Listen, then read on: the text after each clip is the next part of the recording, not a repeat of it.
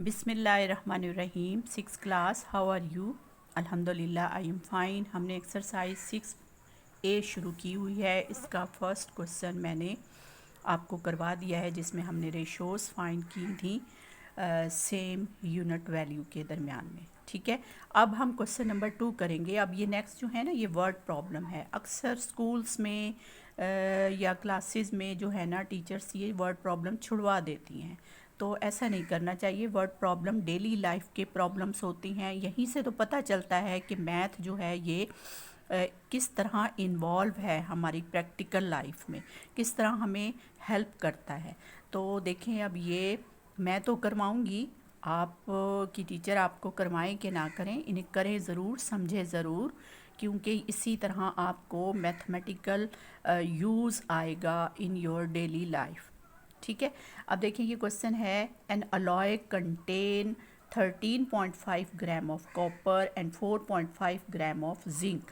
अब अलॉय क्या होता है? अलॉय जो है ना, ये कच्ची धात है। जैसे ज़मीन से तेल निकलता है, तो ऐसा ही तेल नहीं निकल आता जो हम ये गाड़ियों में पेट्रोल या ऑयल डलवाते हैं, बल्कि ये बिल्कुल गारे की तरह मैला और गदला होता है।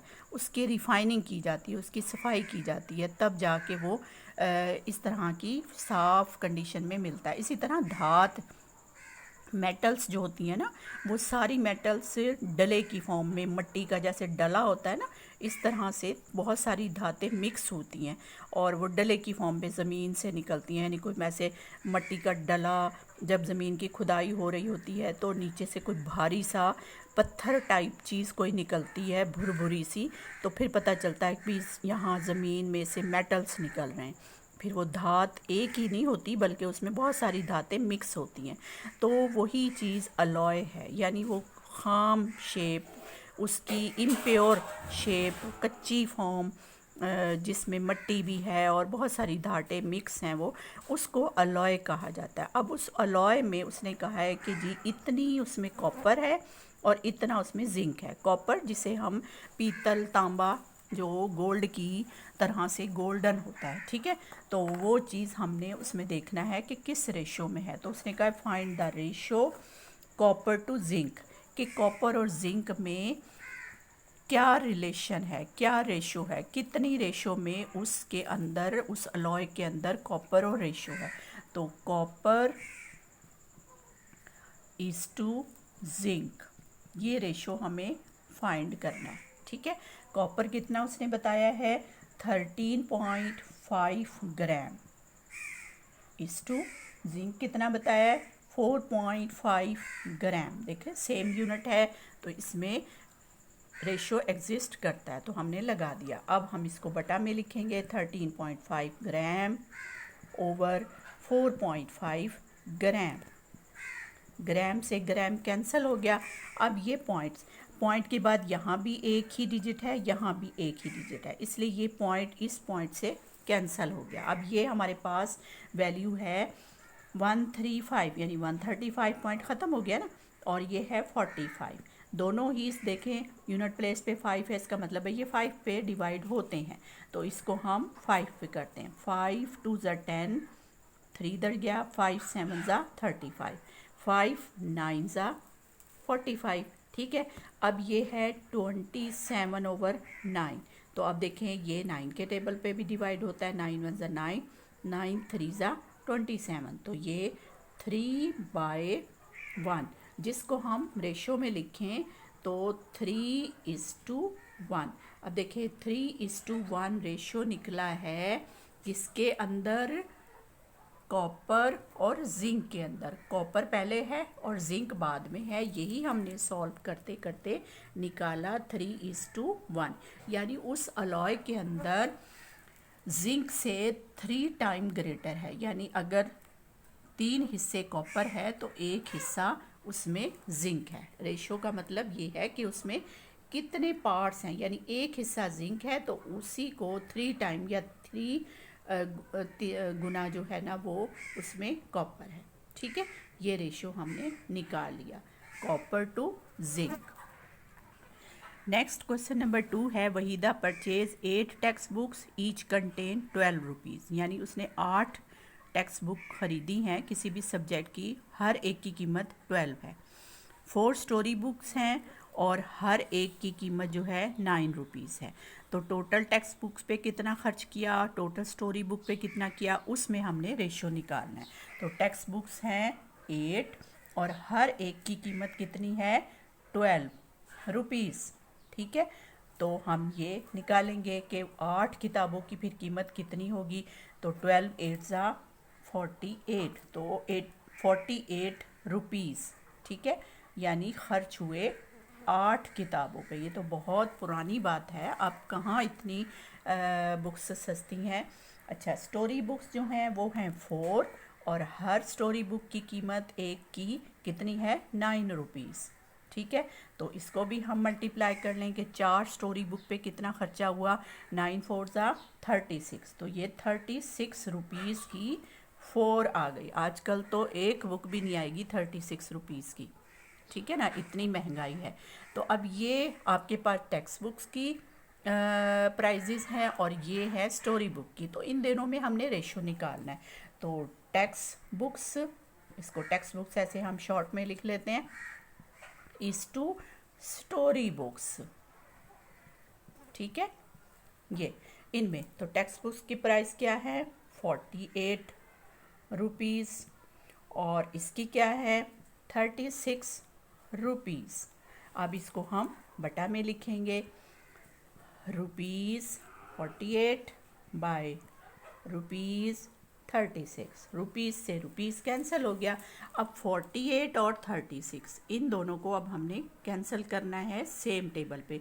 तो देख लें आप किस टेबल पे, अगर आपको बड़ा टेबल को याद आ जाता है जिस पे ये दोनों नंबर आते हों तो फ़ौरन से करें जी। 6 6 ज़ा 36, 6 8 ज़ा 48, यस। तो ये किस पे डिवाइड होता है 6 पे, तो 6 8 ज़ा 48, 6 6 ज़ा 36। ठीक है, तो अब हमारे पास क्या आ गया 8 बाय 6। अभी भी ये कैंसिल होता है किस पे, यस 2 पे, तो 2 4 ज़ा 2 3 ज़ा। अब हमारे पास ये आ गया 4 बाय 3। तो इसको हम रेशो फॉर्म में लिखें तो 4:3 लिख सकते हैं। ठीक है, तो देखिए रेशो हमने फाइंड करना था टेक्स्ट बुक्स और स्टोरी बुक्स में, तो वो हमने निकाल लिया 4:3। यानी इससे पता ये चल जाता है हमें कि जी टेक्स्ट बुक्स जो हैं वो ज़्यादा महंगी हैं या उन पे ज़्यादा खर्चा हुआ, या उसने वहीदा जो बच्ची जिसने बुक्स ख़रीदी उसने टेक्स्ट बुक्स पे ज़्यादा पैसे खर्च किए। ठीक है ना, देखिए ये एक डेली लाइफ का प्रॉब्लम है ना, जो मम्मा पूछ सकती हैं मतलब भी तुमने कहाँ पैसे ज़्यादा खर्च किए, तो यहाँ से आपको पता चल गया। क्योंकि ये आपने जो है 8 ख़रीदी और ये 4, तो ये वैसे भी ज़्यादा उसने किताबें ख़रीदी ना टेक्स्ट बुक, तो जाहिर है इसके ऊपर ज़्यादा ख़र्चा हुआ, स्टोरी बुक्स पे कम हुआ, और वो हमें रेशो से भी पता चल गया। ठीक है, चलें जी, ये हमारा वर्ड प्रॉब्लम 3 कंप्लीट हो गया। अब हम नेक्स्ट क्वेश्चन नंबर 4 करेंगे। Mister Bilal has monthly income 7200 and expenditure यानी अखराजात उसके हैं 6300। फाइंड हमने करना है रेशो सेविंग टू इनकम। तो सेविंग पहले हम निकालेंगे। देखें उसकी इनकम कितनी है 7200, उसके एक्सपेंसेस अखराजात कितने हैं यानी ख़र्चे कितने हैं वो हैं 6300। तो हम माइनस कर लेते हैं कि सेविंग फिर बचत कितनी करता है वो। तो 12 में से 3 निकालें 9, यानी सिर्फ 900 उसके मंथली सेव होते हैं। ठीक है, तो अब इस सेविंग में और इस इनकम में रेशो निकालना है हमें। रेशो किस में निकालना है, हमने इनकम इज़ टू सेविंग, ठीक है, या सेविंग टू इनकम, जो भी आप लिखना चाहें। तो पहले उन्होंने सेविंग का है तो सेविंग ही लिख लेते हैं, सेविंग इज़ टू इनकम। तो सेविंग कितनी है 900 रुपीज़, इनकम कितनी है उसकी 7200। तो अब इसको हम बटा में लिखेंगे 900 7200 रुपीज़ से रुपीज़ कैंसिल, ये ज़ीरोज़ दो इससे कैंसिल हो गए। अब ये 9 और 72 है तो 9 के टेबल पे 72 आता है, 9 1 ज़ा 9, 9 8 ज़ा 72, तो हमारे पास 1/8 यानी 1:8 ये हमारे पास रिलेशन आ गया सेविंग और इनकम में। यानी अगर उसके पास 8 रुपए हैं तो उसमें से वो 1 रुपया बचाता है। ये है इसका समझ ले आसान सा आंसर कि वो 8 गुना कमाता है तो 1 गुना उसको बचत होती है, ठीक है, या 8 रुपए में से 1 रुपया वो बचा सकता है। ये उसकी सेविंग और इनकम में रेशो है, या एक डेली लाइफ का प्रॉब्लम है कि आजकल अखराजात ज़्यादा है और बचत कम है, यानी ज़्यादा पैसे वो खर्च कर लेता है, ठीक है। तो आज हमने इसके 3 वर्ड प्रॉब्लम सॉल्व कर लिए हैं। नेक्स्ट वीडियो में इंशाल्लाह मैं आपको अगले वर्ड प्रॉब्लम भी समझाऊंगी, इनकी आप अच्छे से प्रैक्टिस करें, याद करें इसको। देखिए मैथ कोई याद तो नहीं होता, लेकिन उसको समझने के बाद अगर उसको लिख लिख के उसकी प्रैक्टिस की जाए तो फिर वो अच्छी तरीके से उसके स्टेप्स याद हो जाते हैं, ठीक है। तो ज़रूर इसको प्रैक्टिस करें। दुआ में याद रखिएगा। अल्लाह हाफ़िज़।